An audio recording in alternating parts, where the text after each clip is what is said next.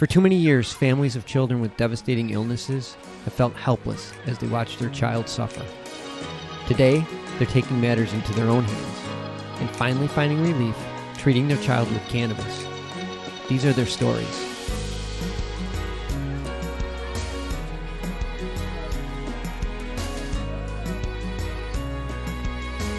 Hey guys, welcome to another episode. Hello, hello, hello. I hope everyone's out there healthy and safe and doing well. Despite all those things that are going around you, just hang in there and just keep moving. Yeah. So, you know what? We're a little lonely in this episode. Why lonely? We don't have a guest. Oh. Yeah. I mean, it's been a while since it's just been you and I, me and you. You and me. Yeah, it has been. But I've been enjoying our guests. Though. No. Don't get me wrong. That's why I said I'm a little lonely. Yeah. Because we had some fantastic guests on our show, and it's been so much fun, too. Yeah, and I'm looking forward to doing some more guests because we do have some great lineups. Juicy. Yeah, I think more or less it will impact families in a way because things that I haven't heard yet, I've been talking to people about that we're going to talk about in the near future, and it's going to be huge. In fact, I'm working on a series on certain topics that I think people will want, especially parents and those who are, dealing with a child, like we, basically what we are about, dealing with trauma, thinking about the future and all those things that affected, not just the cannabis, not just CBD, not just, doctors, everything around it, that impacts the child's life and that person's life as they, go further into the future. So the uncertainties are there, but we're trying to give, answers. We're trying to help them find those answers. So we're looking forward to it. So people stay tuned in. As you guys know, November was basically Epilepsy Awareness Month. And that's something dear to us because for us, epilepsy awareness is every day. Yeah. It's every day. Every day. It's not every just a month. Day. Yeah, it's our livelihood pretty much in the sense of we wake up, have lunch, go to sleep, everything, the routine of dealing with a child that has epilepsy. But we had a great month, though, to say the least, that, we figured some things out about Aiden. We've noticed some changes in him besides his growth. This kid in a year went from 30 pounds. Well, he was 49, 48 pounds pre-COVID. Pre-COVID, yeah. He was like 2019. Yeah, so he was like little shy of 50 pounds. Actually, he was about 42. You are correct. He was 42 pounds. I remember that. It was like 40, 48, 49, like shy of 50. Yeah. I remember, yeah. That's what clothes on. So now he's a whopping 70 pounds. Jesus. So it was like 20 pounds of COVID weight. Jesus Christ. I don't even think that's COVID. It's all burgers. Everything we've been feeding this kid. I think for us, the reason why he wasn't that, it took a while to get up to that way was because we were just really conscious about what he was eating. Very, very conscious. So let me just explain. So we were basically doing mainly plant-based. Correct. With Aiden, because that's the way to go. We vegetables, fruit, vegetables, and no junk. It was a lot of vegetables. He never even drank juice. It was soda. Yeah, he hates nothing. Soda. It was just water. And I guess we thought we were doing the right thing, dude. Like any parent. Like any parent, right? But yeah, he's doing so much better. We're doing actually the exact opposite. Yeah, and it's been working. So it's more carbohydrates and protein. Yeah, we're trying to balance it out, trying to, get the colorful plate going. But he still gravitates to vegetables first. That's the first thing he gets off his plate. Yeah. I've never seen a kid smile eating salad. Yeah, he loves his green. Anything green he loves because that's what he grew up from a baby. That's true. His first food that we gave him was peas. And, I breastfed a lot and I ate a lot of greens. So he has a natural palate for veggies, which is great. But the veggies weren't really doing it for him in terms of his growth and his development and his seizure control, right? Yes. So that's very important is the fact that his seizure control has gotten much, much better. But we also were monitoring his glucose levels. We were watching it, really monitoring his sleep, how much hours he's getting of sleep, also exercise. So we were trying to encompass all these things. So you can imagine working and dealing with the lockdown and dealing with all these other things and trying to normalize pretty much his childhood right now. Mm-hmm. And so we've seen some great strides. The seizure activities are not as much, despite the few twitches and jerks that he will have, these little effects, but nothing in comparison to what he's had before in the past. And to see how far we've come with it is just been amazing. It's been amazing. His growth. I took him to see the neurologist. She hasn't seen him in like almost a year. Mm-hmm. And she used to pick him up. This time around, she's like, no, I'm not picking him up. He's just so big and like so solid. He could play football right about now. Yeah, she was just amazed, because most of the kids who have epilepsy or have chronic illness sometimes are like really frail. Yeah. And he was. Yeah, he was. He was really frail for a while. Yeah. I think when we get our website up, we're going to post some before and after. Yeah. Because I don't think people understand the changes. The changes. And the thing is, and we have to celebrate this year, even though some other things have been hard for us for 2020, like everyone else. Yeah. But he does not need to wear a helmet. That's the big step. The fear of him falling and hitting his head and watching it has been like... I think we went through 3 helmets. Yeah, and they would crack. Yeah, they were cracked and have the covering would come off. It's traumatizing to say the least to witness that, and it's like there's nothing you can do about it. But you're constantly, as a parent, you're constantly on edge because you're like, oh my God, it's horrible. So I was scared when we got him the scooter. I was really nervous. So like constantly, you would tell me, oh, he fell. He had a seizure. He fell down, but he's okay. His knees were completely bruised up all the time. But fast forward, he's gotten to the point where if he has a slight jerk or twitch, he's able to catch himself. He doesn't drop to the floor. That's the best part. He doesn't hit the floor. And he's like, I'm good. And just goes right back to what he's doing. And that sense of relief. Oh, my God. That calmness that comes over you, like, I don't have to do this anymore. I don't have to stress on the idea that he might fall. I got to stay right on top of him. I can't perfect example. Today, we live on a floor walk up. There's 52 steps. We've never ever let him walk down the stairs by himself. Yeah. Mind you, he's 7. He's about to turn 8. Yeah. If you live in the city, you are walking stairs by yourself at 5, really much.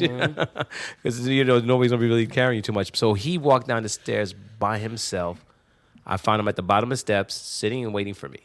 I was like, my God. And I didn't have to stress the idea that he might fall down the stairs. It's something that most parents will take for granted and that we're cherishing. It's crazy. It is. It really is. I mean, certain things like I've heard parents say, I just want my child to smile. I just want my child to be able to say hi, mommy and daddy. We understand that. But for other parents who don't have to deal with that, it's like, really? That seems normal. But it's not for our world. It's not. And think about it as a child. I'm really trying to figure out, what his future going to be like. Like, what's his childhood? One, it's up to us what his child is going to be like.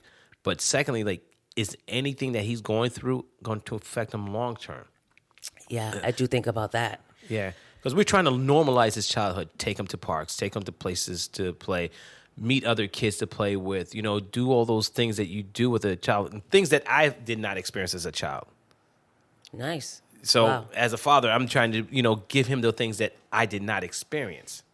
So I'm not going to give him material things because I don't have it. So he's not going to expect all these gifts and everything. But the time I spend with him, the things I teach him, that's what I want him to have, because I feel that that's going to help him long term, especially what he's going through.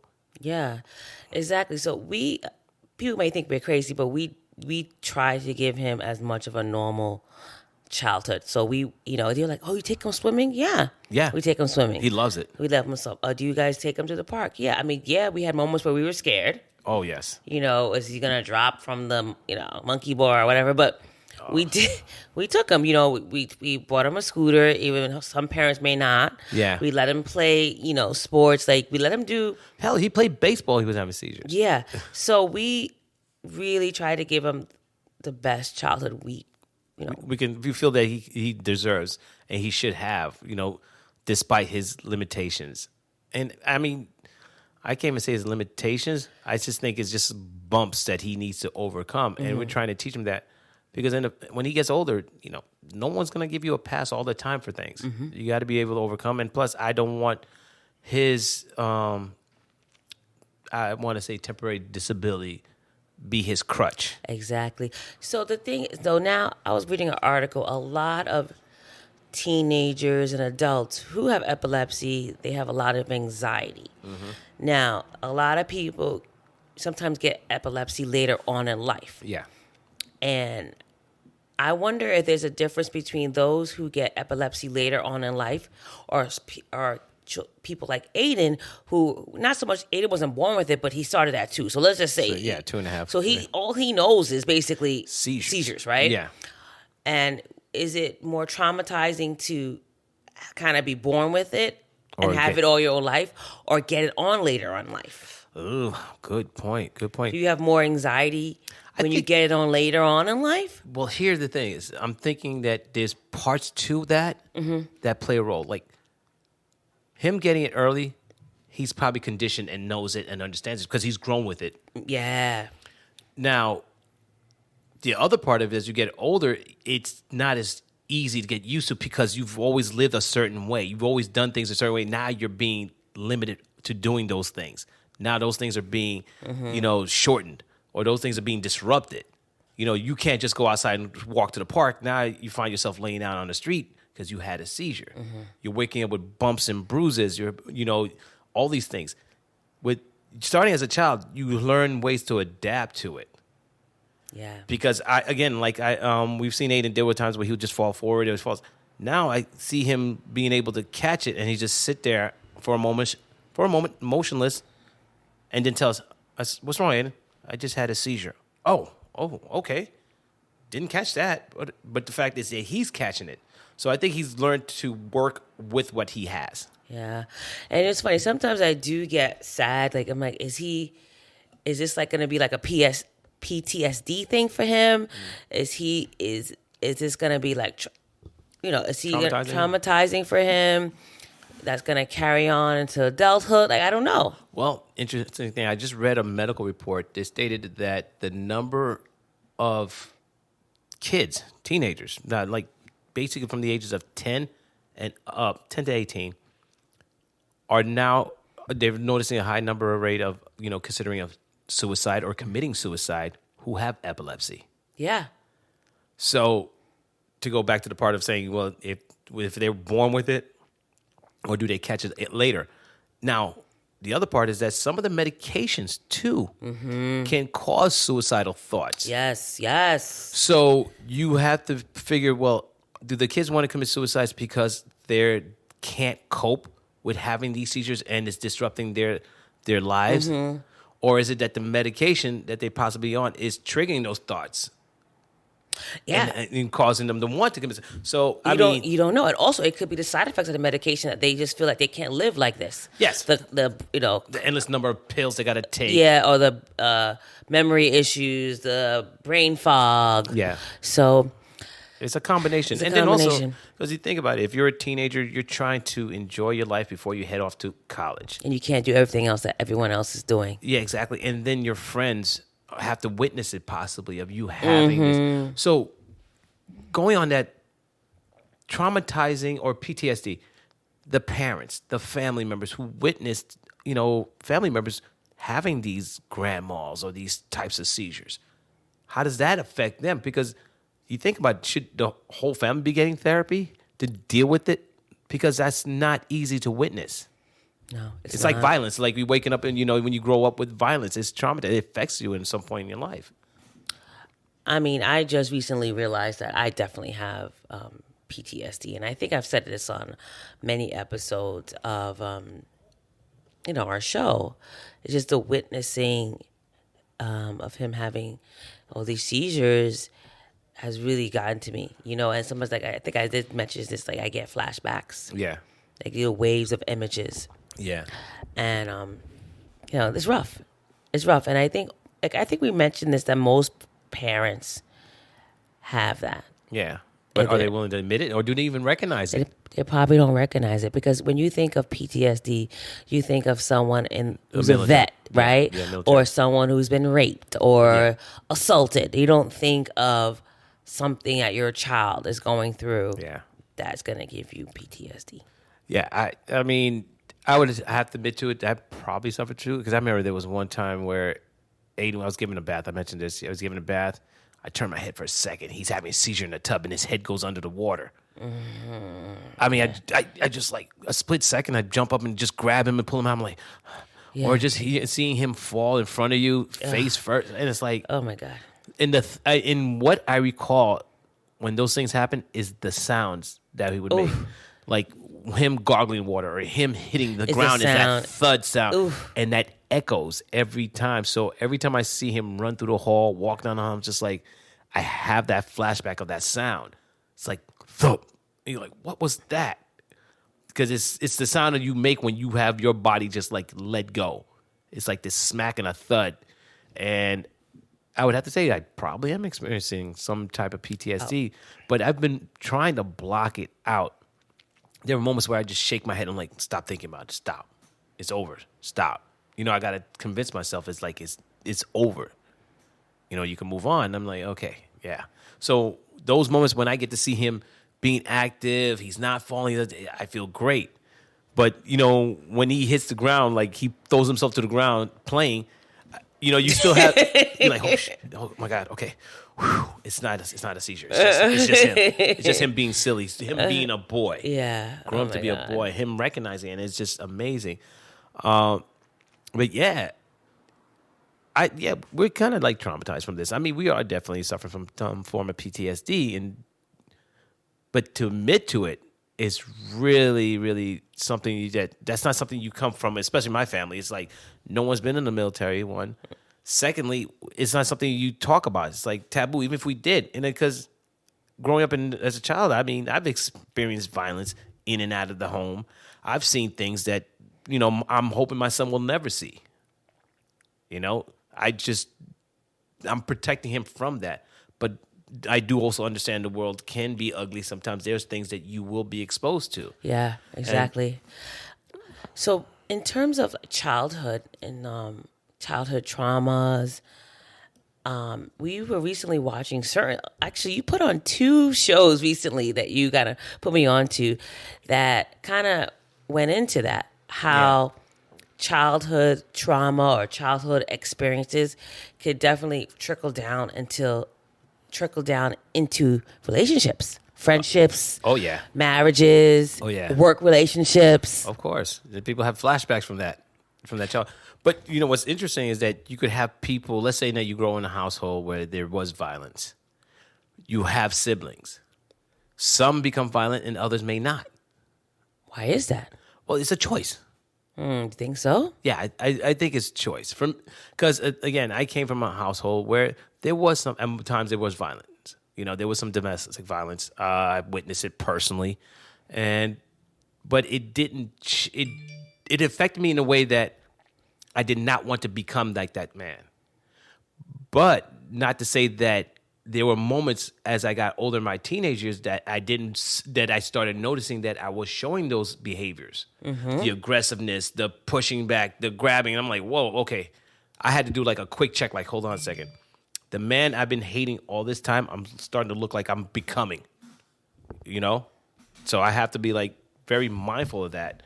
I had to be mindful of that, especially at an early age. So I think it's a conscious decision where you wake up and just say, okay, is this what I want to be? Is this what I'm going to do? Especially as a man.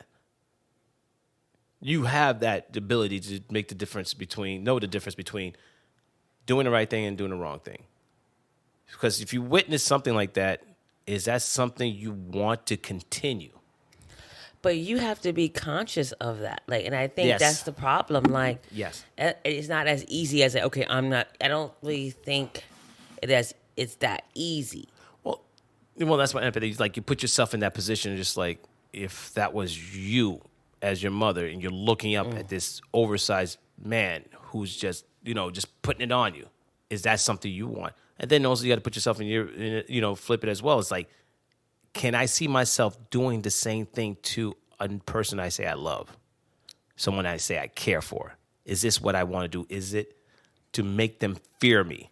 Yeah. And intimidate them? It's like, is that, you got to ask yourself, is this what's going to make me happy? Or do I want to fill the void of, happiness, which, as a child, that's what you're supposed to grow up with, is love and happiness, the things that you expect to be surrounded by.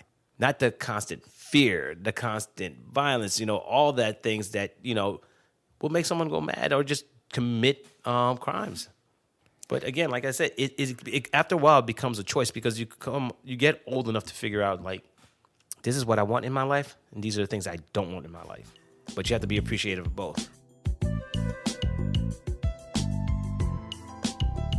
And I think you also have to be reflective of your childhood. Yes.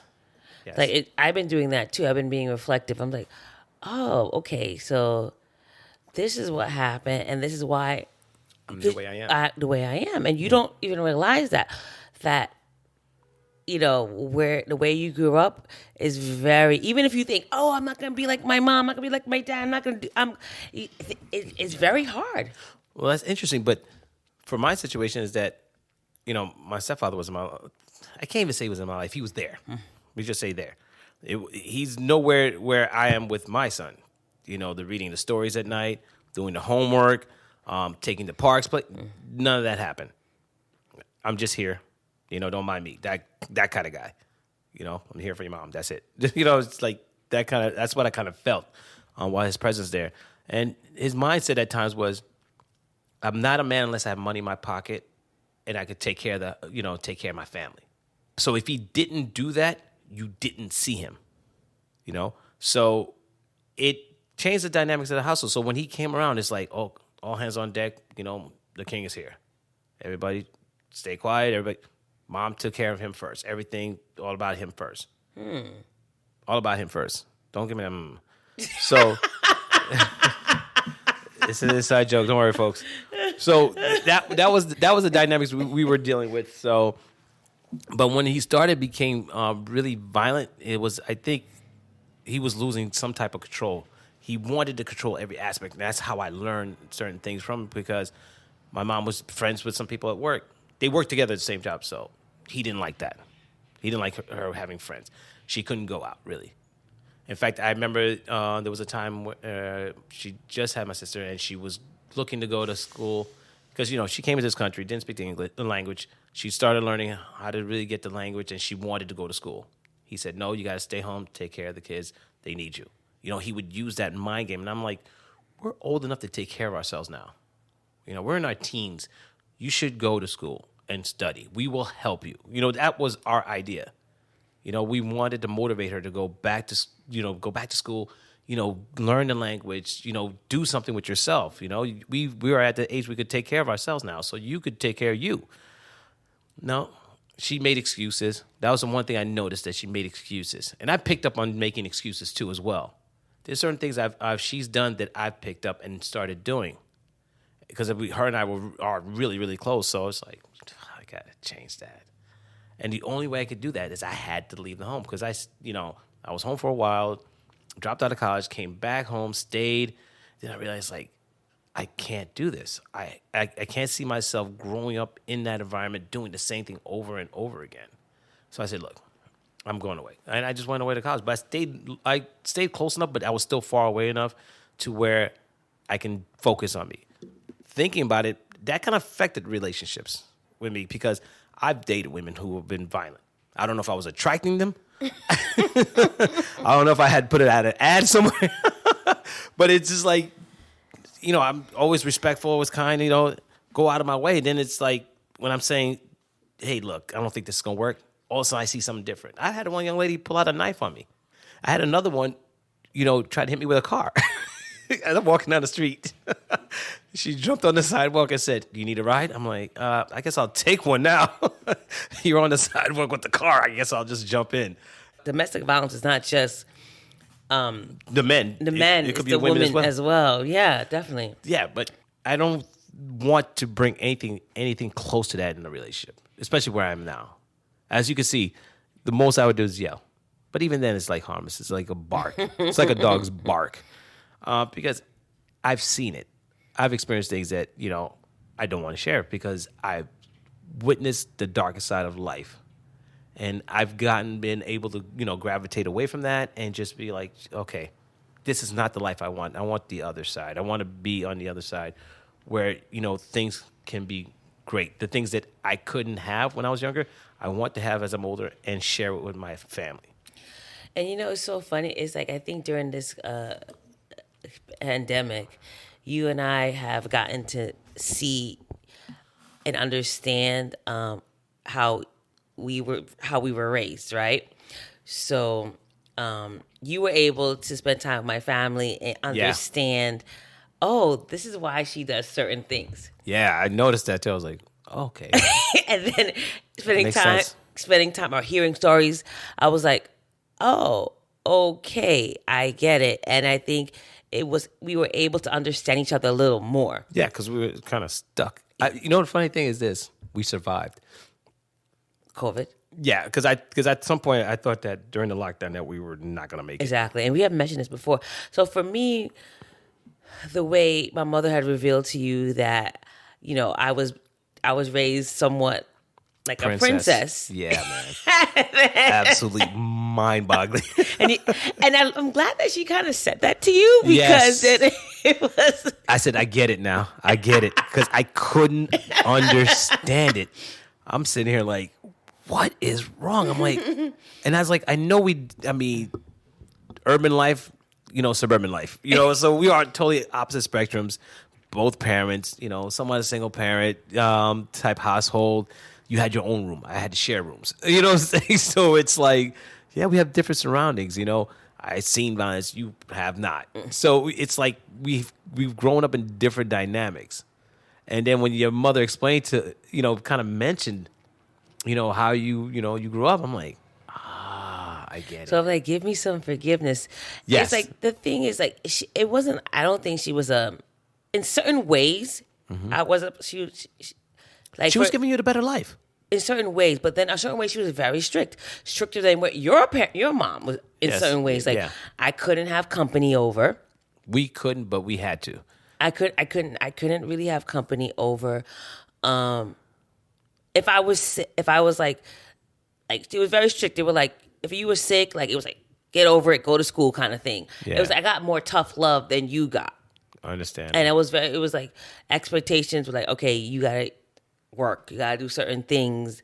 I think I got a little bit more tough love than you got in certain aspects. You are correct. I didn't get that much tough love. I think because boys are revered by moms. Oh, I see. Yes. Yes. But it's not even your mom. It's all Haitian women. Yeah, it's all that's the West Indian. But I think it's mostly West. I don't. I don't know. I can't speak for other West. But for West Indians, I believe it's the case that the boys are revered. They are definitely put on a pedestal. I definitely see that for us. My grandmother was like that. The boys are revered. Yeah, they put on a pedestal. The prince. They didn't have to cook. They didn't have to clean as much. No. It was until you met me. It was all about them. Yeah. Yeah. But I think it's just like a cultural thing. I don't think it's very cultural. Yeah. But I don't think. So I'm just trying to say in the sense that it's just not just West Indian families that that the boys are revered. I think it's just across the globe. I really think so. I'm just, in my opinion. I think a certain degree. I think, for example, like my father is African American. African American boys are not raised the same way as African American from the South. Yeah. So we're talking from the different. South. Yeah, from the South. Yeah. The way that I only can speak for Haitian, but the way the Haitian mothers revere men in general is not the same as African American men. Yeah. Not at all. Yeah. So I'm assuming that they go out there and they just you gotta go make it happen. You work. So I'm saying for African American males is like you gotta go do these things. As West Indian men, take care. I'm got your dinner ready. I'm gonna have everything set up. It's like you're not gonna find them like serving them food and they're like 45 years old. It's just not gonna happen. Why not? Those are I good remember days. one time your mom went and gave your brother, served your brother eggs in his room. I said, "What? I've never seen anything like this." Yeah, I know. Going to your family, they don't serve nobody. You No. serve yourself. I'm like, it took me a lot of adjusting. I'm like, you're not gonna get. I remember we went to an event and you were like, waiting, and I'm like, oh, aren't you gonna get me some food? Like, and you looked at me like, what? I have no idea what you're talking about. I'm like, where I come from, you kind of like go get me a plate or something. And Like, it might come from everybody's like one man for himself. Yeah, one man for himself. It's very bizarre to me, actually. Your reaction was bizarre to me. Like, what do you mean you look at me like that?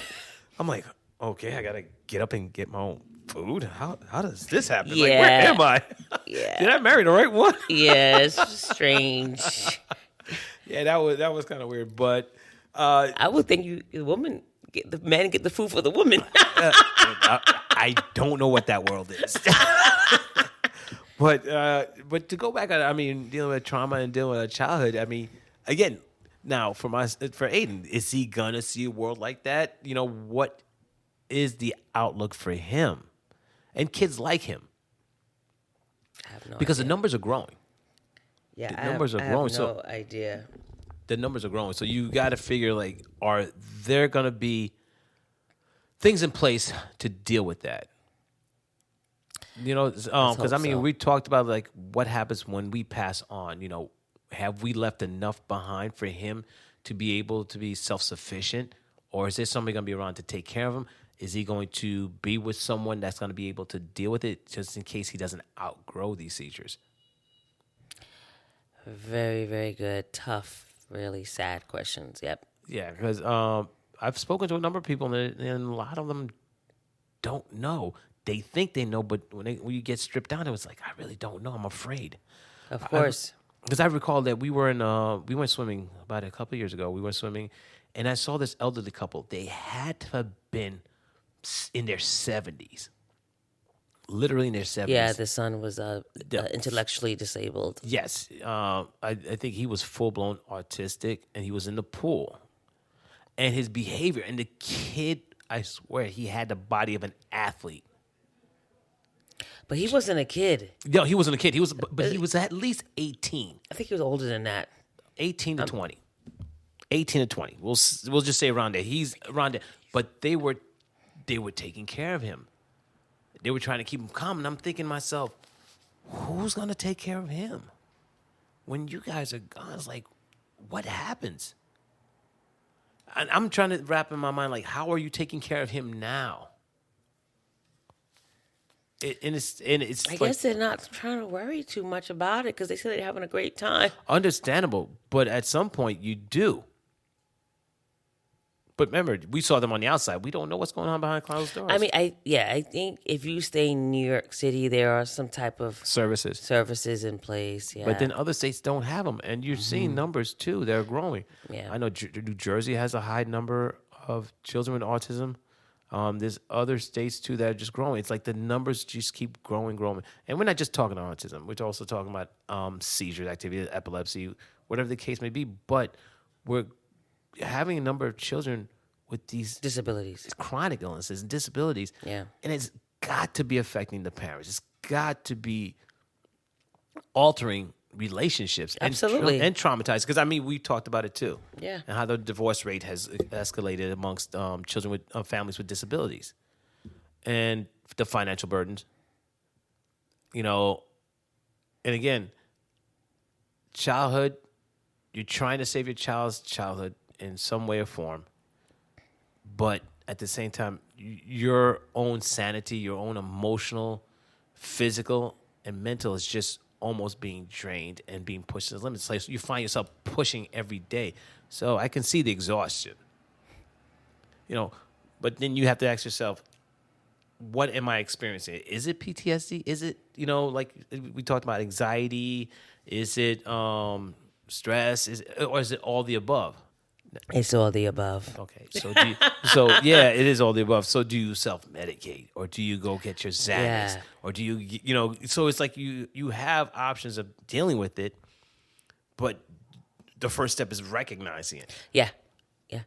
Do you have time, as a parent, do you have time to recognize you're going through something? This is go, go, go. Yeah. You're constantly on edge. You're constantly on the go. And somehow it's affecting relationships. Somehow it's affecting other things that are going on. Maybe you're not at 100% at work, or maybe you had to leave your job. Oh, yeah. Maybe you're not 100% there in the relationship. Oh, yeah. You know? Check. Yeah, so It's a lot. it is. It is. And we're all fighting it. We're fighting ourselves. We're fighting this unseen thing that's around us, and we're also fighting for our child's survival, or even a loved one, our partners. And I think about Aiden.